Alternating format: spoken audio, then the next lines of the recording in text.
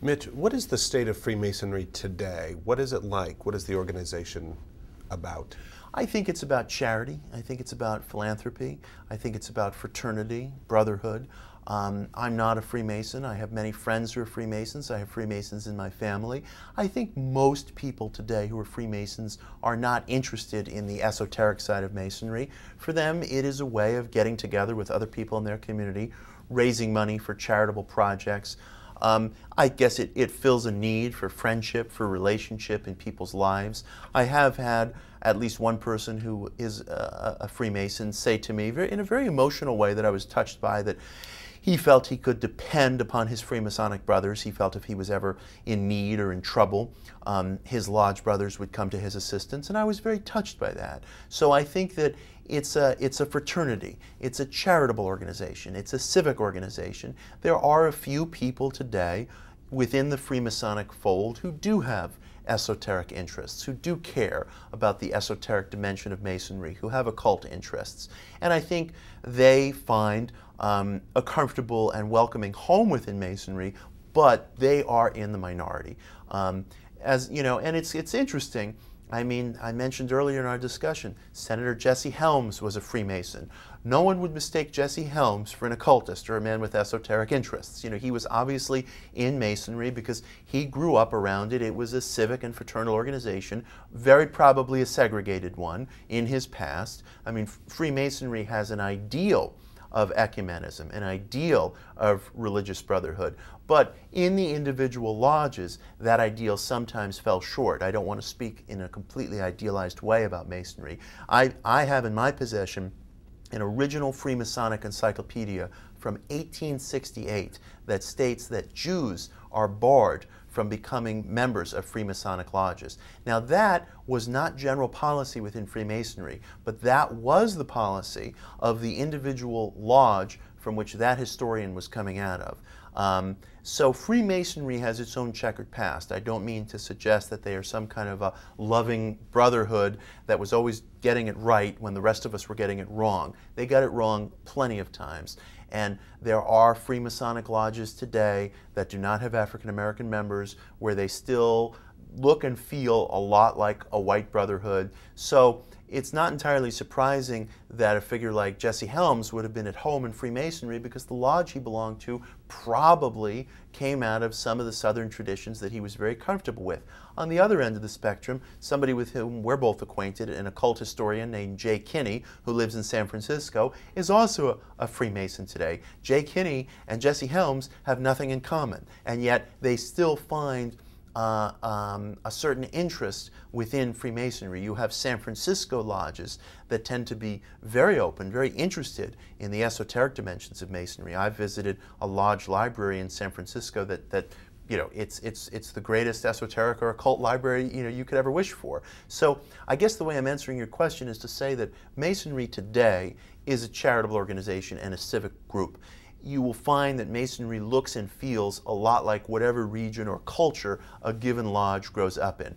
You will also find that a few people within Freemasonry still have the old flame burning, still have an interest in the esoteric symbols and ideas. What about Freemasonry and women?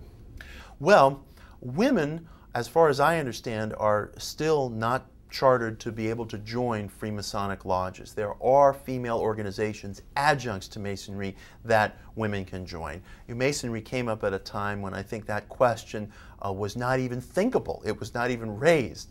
Now, whether there has been some change in recent years that I'm unaware of, you know, readers can go visit Freemasonic sites and make their own inquiry. My understanding is that there are presently adjunct Freemason organizations that women can join. Why do you think there's such a fascination with Freemasonry right now in the United States and in the world? That's a wonderful question. I would answer that on three levels. The first is the occult and the esoteric symbols that Masonry uses. They're magnetic, they're fascinating. Whether people love them or whether they feel repelled by them, they have power. The pentagram, the pyramid, the all-seeing eye, the image of a serpent, the sun, skulls. These are powerful images, so people are sort of they're drawn to them, they're attracted by them, even if they claim to be frightened or repelled in some way. I mean, I think that what frightens us and what repels us also attracts us at the same time. So there's that. There's the fact that Freemasonry was, in its founding, a secretive organization, and in many respects still is. I think it was secretive for a very good practical reason, which is that if you got on the wrong side of government or church authorities in Europe during the Reformation, you could have gotten in a lot of trouble. So you have those two facts. And then third, I think that people are anxious to look for some hidden hand behind history. I think maybe it eases our sense that we live in a tragic world where there are going to be equal amounts of joy and tragedy in our lives, in our communities, in our country. And because people resist that, because people, I think, don't want to look at life in all of its dimensions, including its tragic dimensions, it's easier to say there must be some hidden hand, the Freemasons or the Illuminati or someone else behind the scenes manipulating all this. I don't think that's a particularly healthy attitude. I don't like conspiracy theories because I think they are a retreat from life. So they look at Masonry, which is a secretive, influential organization which has these mysterious symbols, and they think, aha, it must be that, you know, and it also serves a certain kind of entertainment value too. It titillates, it entertains, sometimes it frightens people, but again, the line between what frightens us and what entertains us is very, very thin. So I think that's part of the reason. Mitch, one last question. What, briefly, is the future of Freemasonry? Well, Freemasonry, as we've discussed, has experienced a decline in membership. It may be that this fall, when people's interest gets sparked in Freemasonry in this new way, they may find themselves flooded with interest from some new, younger members. And that is going to be an interesting challenge for Freemasonry, because I think they're going to have to explain to a lot of these folks that we do not necessarily stand around incense pits saying incantations and drawing pentagrams. We raise money for charity, for children's hospitals, for different civic projects, but that may be a healthy challenge for Freemasonry, because I think people are looking to find something of the unknown, something of the ineffable in our world. And if that hunger brings them to the door of Freemasonry, then Freemasonry may have to start to ask itself some questions about its own esoteric roots. And maybe, for the first time in a long time, both the charitable and the esoteric dimensions of Freemasonry will start to grow together. That's a tantalizing thought. Thanks, Mitch, for having this discussion with me today about Freemasonry. Thanks for joining us here at Tarcher Talks. I hope you enjoyed this discussion about Freemasonry. If you would like more information, please go to our website at tarcherbooks.com.